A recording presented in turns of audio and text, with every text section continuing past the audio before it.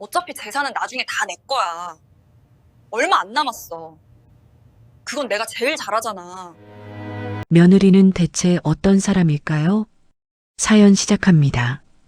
박지훈이 처음 이서연을 만난 것은 아들 준호가 조심스럽게 소개시켜 드릴 사람이 있어요 라고 말하던 어느 봄날 오후였다. 현관문이 열리는 순간 서연은 두 손으로 묵직한 한과 상자를 받쳐들고 단정하게 서 있었다. 고개를 천천히 숙이며 안녕하세요, 아버님. 처음 뵙겠습니다. 이서연입니다라고 말하는 그 목소리는 낮고 침착했으며 어디서도 흔들림이 없었다. 지우는 그날 저녁 식탁에서 서연을 유심히 살폈다.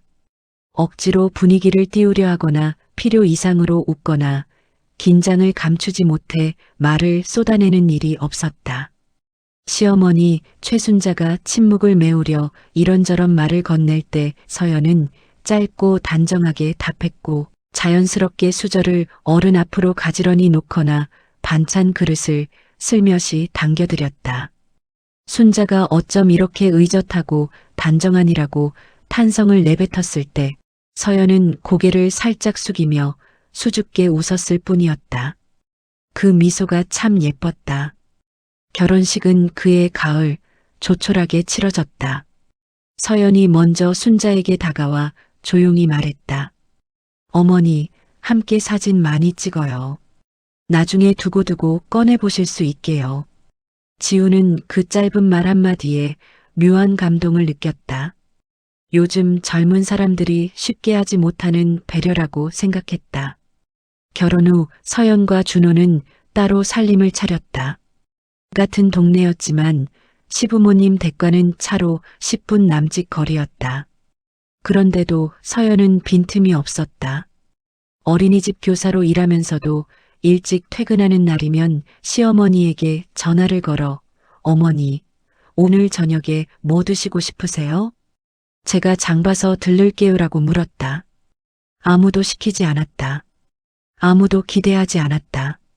그런데도 서연은 스스로 그 역할을 채워나갔다.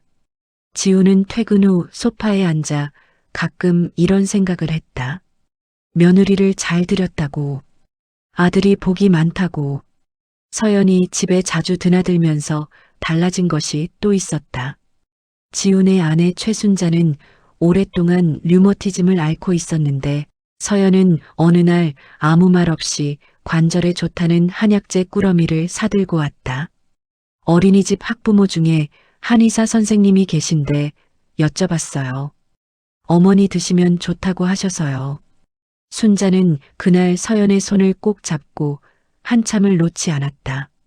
지우는 그 광경을 부엌 입구에서 지켜보다 조용히 안방으로 들어왔다. 가슴이 따뜻했다. 사람 복이란 이런 것이구나 싶었다. 서연이 이 집안에 완전히 녹아든 것은 결혼 이듬해 봄이었다. 그의 순자의 류머티즘이 유독 심하게 도저 한동안 손을 쓰기 어려웠다.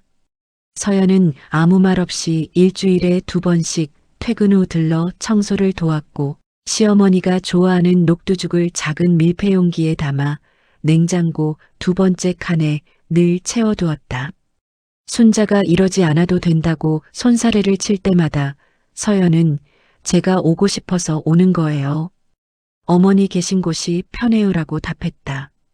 그 말이 얼마나 자연스러웠는지 순자는 그 말을 들을 때마다 가슴이 차오르는 것을 느꼈다. 그런데 어느 날 저녁 서연이 돌아가고 난 뒤 순자가 냉장고 문을 열었을 때였다.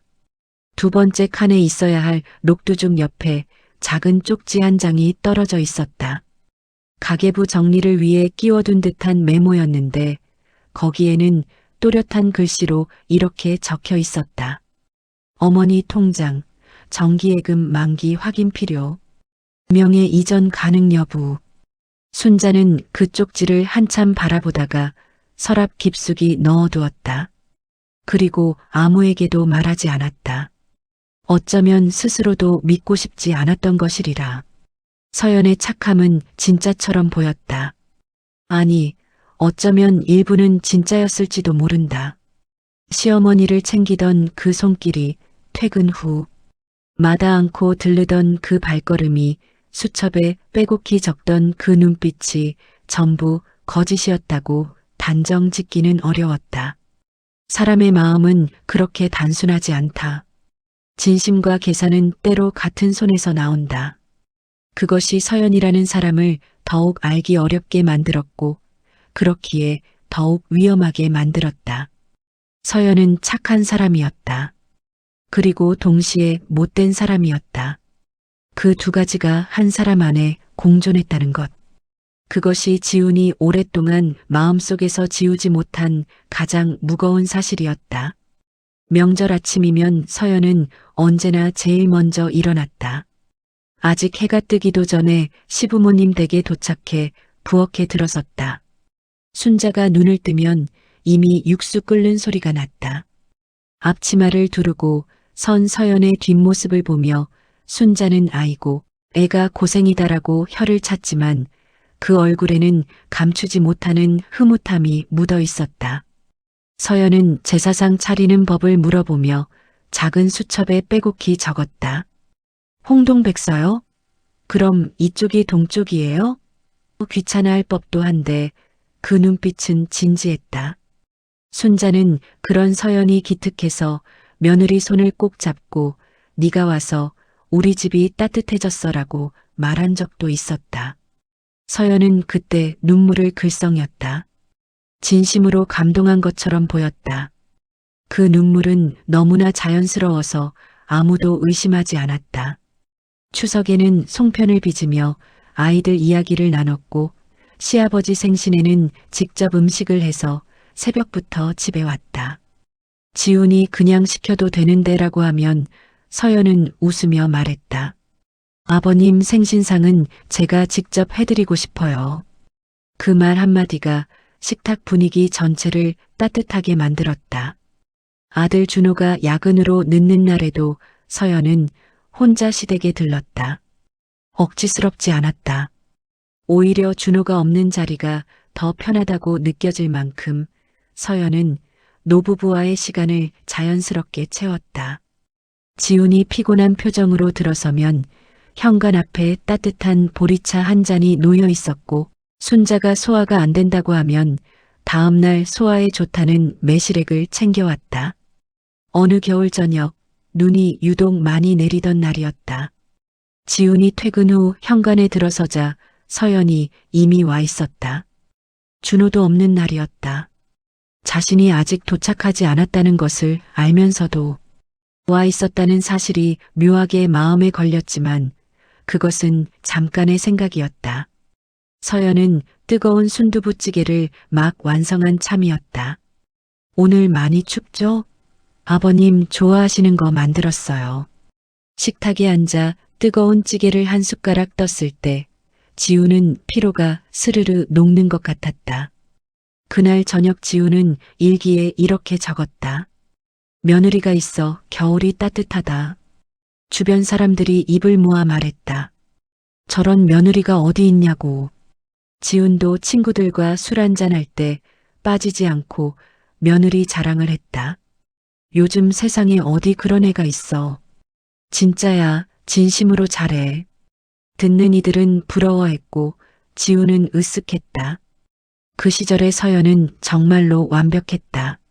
아니, 완벽해 보였다. 그리고 그것이 문제의 시작이었다. 지훈이 처음 이상한 낌새를 느낀 것은 어느 평범한 화요일 저녁이었다. 그는 서재에서 서류를 검토하다 화장실을 가기 위해 복도로 나섰다. 그때 거실 쪽에서 서연의 목소리가 낮게 흘러나왔다. 전화 통화 중인 듯했다. 어차피 재산은 나중에 다 내 거야. 조금만 더 잘하면 돼. 지우는 발걸음을 멈췄다. 심장이 순간 멎는 것 같았다. 잘못 들은 건가 싶어 그 자리에 가만히 서 있었다. 서연의 목소리는 계속되었다. 평소와는 전혀 다른 건조하고 계산적인 톤이었다. 응, 걱정하지 마. 시부모님도 거의 넘어왔어. 그건 내가 제일 잘하잖아. 그 정도는 해야지. 그리고 짧은 웃음소리. 지훈이 평소 한 번도 들어보지 못한 종류의 웃음이었다. 지훈은 그날 밤 잠을 이루지 못했다. 혹시 잘못 이해한 것일 수도 있다고 스스로를 달랬다. 며느리가 오해받을 만한 말을 한 것일 뿐 전후 맥락이 있을 거라고. 그러나 가슴 한켠에 박힌 가시는 그 이후로도 빠지지 않았다.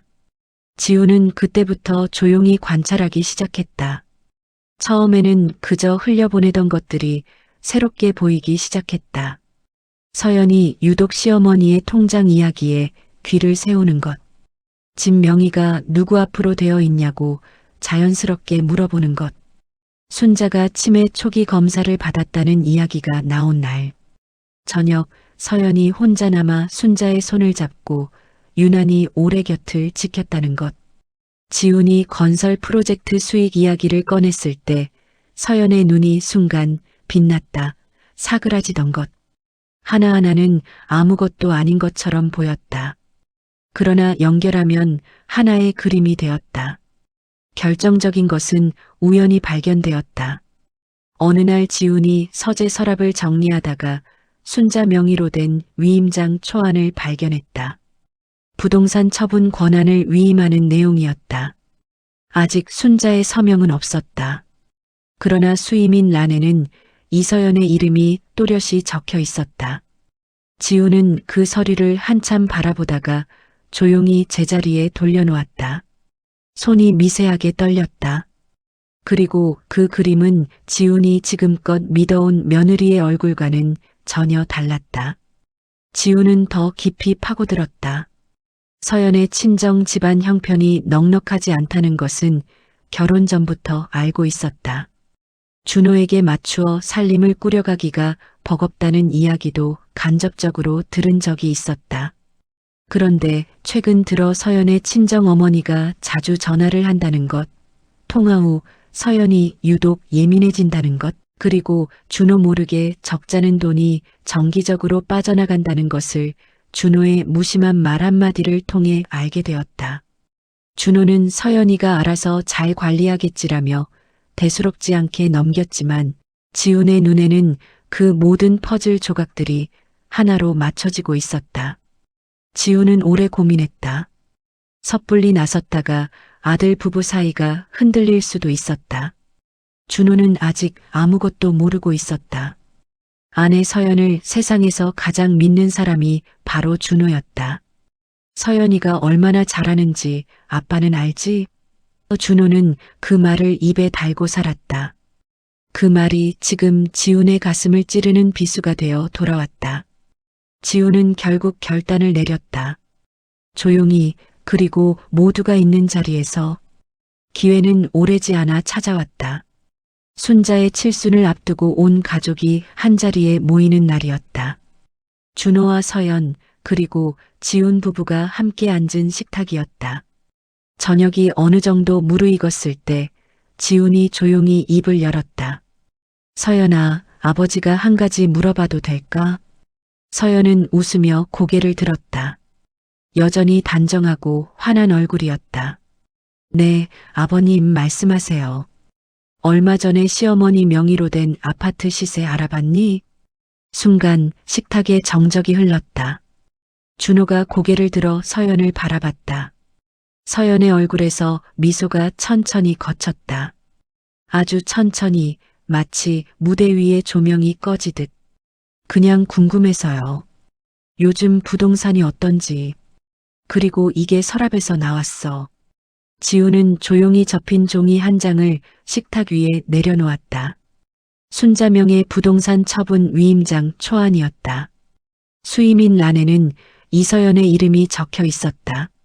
네 시어머니는 이게 뭔지 알고 있니? 서연은 잠시 말을 잃었다. 그리고 이내 다시 표정을 가다듬었다. 아버님, 제가 무슨 나쁜 마음이 있어서 그런 게 아니에요. 그냥 집안 재산이 어떻게 되는지 알아두면 좋을 것 같아서요. 저도 가족이잖아요. 가족? 지훈이 그 말을 천천히 되뇌었다. 맞아, 가족이지. 근데 가족이라면 어머니가 저 서류에 뭐가 적혀 있는지도 모르는 상황에서 이런 걸 준비하면 안 되는 거다. 아들 준호가 낮게 서연아 하고 불렀다. 그 목소리에는 물음이 담겨 있었다. 설마 하는 물음이. 그때였다. 지훈이 결정적인 말을 꺼냈다. 그리고 나는 네가 며칠 전 전화로 하는 말도 들었다. 어차피 재산은 나중에 다 내 거야. 조금만 더 잘하면 돼.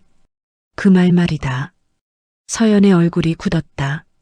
지훈이 살면서 한 번도 본 적 없는 표정이었다. 따뜻함도 수줍음도 배려의 흔적도 없었다. 그 자리에 남은 것은 차갑고 낯선 어떤 얼굴이었다. 처음 보는 얼굴이었다. 아니, 어쩌면 처음부터 그 얼굴이 진짜였는지도 몰랐다. 서연은 그제야 무너지듯 고개를 숙였다. 변명도 해명도 없었다. 준호가 왜 그랬어라고 낮게 물었을 때 서연은 아무 말도 하지 못했다. 눈물이 흘렀지만 그 눈물도 예전과는 달랐다. 예전의 눈물은 사람을 따뜻하게 만들었다. 지금의 눈물은 그저 이 순간을 모면하기 위한 눈물 같았다. 순자가 숟가락을 내려놓으며 준호야 하고 아들을 불렀다. 준호는 아무 말도 하지 못했다. 아내를 바라보는 그 눈빛 속에 배신감과 혼란과 슬픔이 한꺼번에 뒤섞여 있었다. 그동안 쌓아 올린 모든 것들, 설날 새벽의 육수 냄비도, 수첩에 적던 홍동백서도, 글썽이던 눈물도, 현관 앞에 놓아두던 따뜻한 보리차도, 그 모든 것들이 한순간 다른 의미로 뒤집혀 버렸다. 지우는 조용히 입을 열었다. 사람은 오래 봐야 아는 게 아니라 이해관계 앞에서 드러나는 법이더라. 그날 이후 집안은 한동안 조용히 흔들렸다. 준호와 서연 사이에 무슨 말이 오갔는지 지우는 끝내 묻지 않았다. 부부의 일은 부부가 감당해야 한다고 생각했다. 다만 지우는 그 이후로 서연을 볼 때마다 이상하게 마음이 무거워졌다. 미운 것이 아니었다. 슬픈 것이었다. 서연은 그 뒤로도 여전히 명절에 왔다. 여전히 일찍 일어났고 여전히 부엌일을 챙겼다. 그러나 무언가가 달라졌다. 아니, 달라진 것이 아니라 비로소 제대로 보이기 시작했다고 하는 것이 맞을 것이다. 같은 행동이었지만 이제 지훈의 눈에는 그 행동들 뒤에 놓인 계산이 보였다. 어쩌면 그것이 더 가슴 아팠다. 처음부터 진심이 아니었다는 것이 아니라 진심인 척이 이토록 완벽할 수 있다는 사실이. 순자는 한참이 지난 뒤에야 그날 식탁에서 무슨 일이 있었는지를 어렴풋이 이해했다. 내가 너무 좋아했나 봐. 순자가 혼자 중얼거리던 그 말이 지훈의 뇌리에 오래 남았다. 너무 좋아한 것이 잘못은 아니었다. 다만 그 좋아함이 서연에게는 이용할 수 있는 빈틈으로 읽혔다는 것이 문제였다. 진심으로 내민 손이 누군가에게는 잡을 수 있는 고리로 보일 수 있다는 것. 그것이 세상의 슬픈 이치였다. 준호는 그 사건 이후 한동안 말이 없어졌다. 밥을 먹다 멍하니 창밖을 보는 일이 잦아졌고 지훈이 말을 걸어도 짧게만 대답했다. 지훈은 아들의 등을 보며 가슴이 쓰렸다. 세상에서 가장 믿었던 사람에게 속았다는 것을 받아들이는 시간이 얼마나 길고 고통스러운지 지훈은 알고 있었다. 서둘러 달래려 하지 않았다. 다만 아들이 식탁에 앉을 때마다 말없이 가장 좋아하는 반찬을 놓아두었다. 그것이 지훈이 할 수 있는 전부였다. 지훈은 그 이후 오랜 시간 스스로에게 물었다. 나는 왜 몰랐을까? 왜 그토록 완벽한 배려가 당연하게 느껴졌을까? 왜 아무런 조건 없는 친절에 의심 하나 품지 않았을까? 그리고 천천히 답을 찾았다. 사람은 자신이 보고 싶은 것을 본다. 지우는 좋은 며느리를 원했기에 서연의 모든 행동에서 선의를 읽었다. 준호는 헌신적인 아내를 원했기에 서연의 모든 말에서 사랑을 들었다. 순자는 딸 같은 며느리를 원했기에 서연의 눈물에서 진심을 보았다. 그 욕망이 판단을 흐리게 했다. 서연은 그 욕망을 정확하게 읽었고 정밀하게 그 자리를 채웠다. 욕심은 언제나 가장 은밀한 방식으로 움직인다.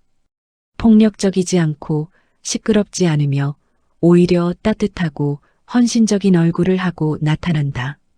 그렇기 때문에 더 위험하다. 우리는 상처를 주는 사람보다 상처를 감추는 사람에게 더 오래 속는다.